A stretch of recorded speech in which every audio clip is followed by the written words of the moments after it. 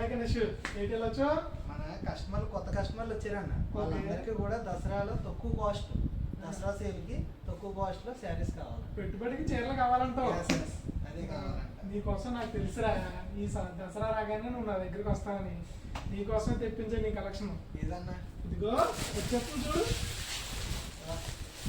చాలా బాగున్నాయన్న. ఈ చీరలో ఎంత అనుకుంటున్నావు?